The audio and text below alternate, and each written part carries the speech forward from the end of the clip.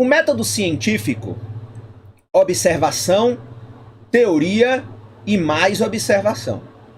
Segundo a lenda, Isaac Newton, o famoso cientista e matemático do século XVII, ficou intrigado um dia ao ver uma maçã cair da árvore. Essa observação o levou a desenvolver uma teoria da gravidade que se aplica não só a uma maçã que cai no chão, mas também a qualquer objeto no universo.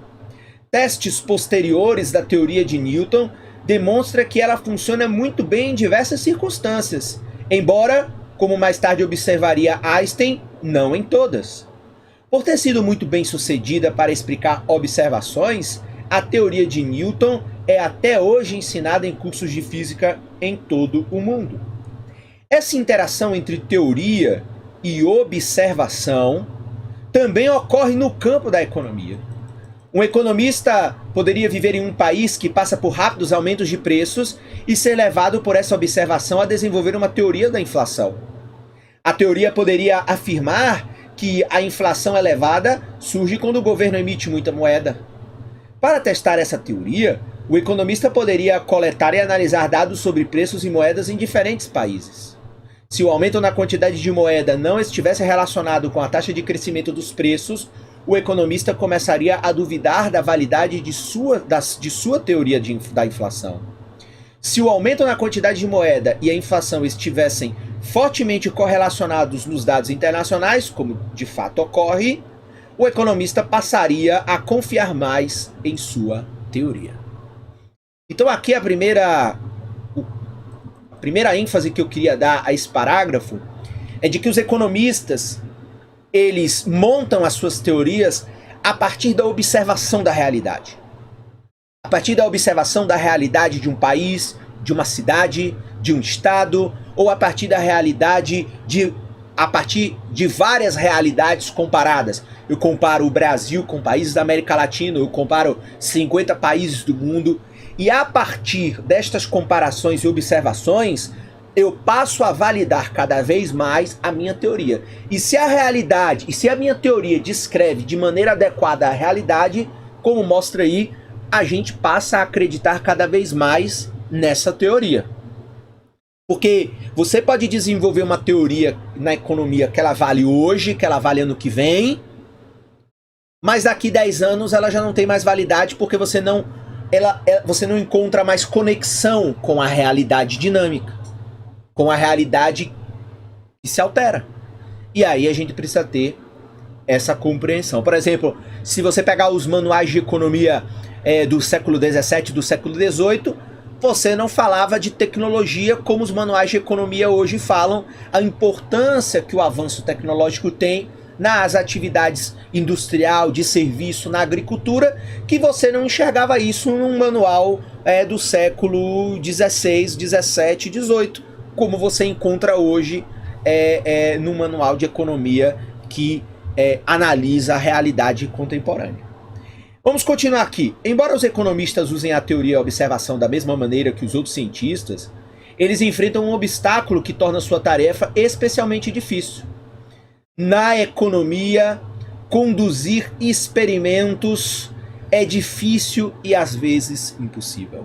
Então, na economia, nós não podemos fazer como em várias ciências, igual você vai lançar uma vacina, você tem uma etapa do seu teste lá no laboratório, em que você experimenta aquela vacina num roedor ou num determinado animal. Na economia, a gente não tem como trazer a realidade para um laboratório e ficar manipulando. Vamos ver, se a gente tirar o salário desse nosso rato, será que ele vai passar fome? Quais as consequências em cadeia para uma economia? Então, a economia não é uma ciência de laboratório. Muitas vezes se usam modelos matemáticos, econométricos, para tentar construir o máximo de simulação da realidade. Mas na economia a gente sabe que muitas vezes a simulação não reflete a realidade.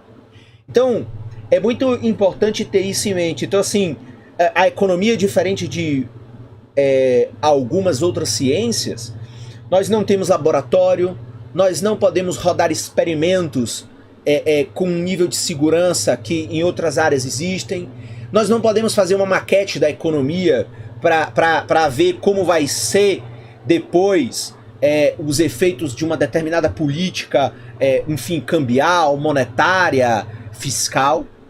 Enfim, a economia é uma ciência que ela analisa e ela testa na própria realidade. Por isso que muitas vezes a gente acha que os erros dos economistas são maiores do que em outras ciências. Mas é porque o teste ele é feito na realidade. Os físicos que estudam a gravidade podem deixar cair quantos objetos quiserem em seus laboratórios para gerar dados a fim de testar suas teorias. Em comparação, os economistas que estudam inflação não podem manipular a política monetária de um país simplesmente para gerar dados úteis. Os economistas, assim como os astrônomos e biólogos que estudam a evolução, em geral, têm de se satisfazer com quaisquer dados que o mundo possa lhe dar.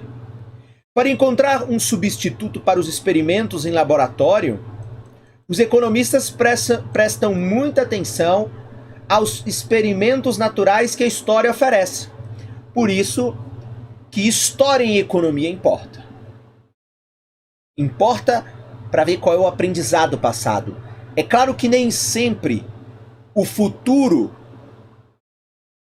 será igual ao passado, mas o passado dá caminhos do que pode acontecer a depender da decisão. Por exemplo, quando uma guerra no Oriente Médio interrompe o fluxo de petróleo, os preços dessa mercadoria explodem em todo o mundo. Para os consumidores de petróleo e derivados, isso diminui o padrão de vida. Para os formuladores de políticas econômicas, vamos passar aqui para a página 23, representa uma escolha difícil quanto à melhor forma de reagir. Mas para os cientistas econômicos, oferece uma oportunidade de estudar os impactos de um recurso natural essencial sobre as economias do mundo.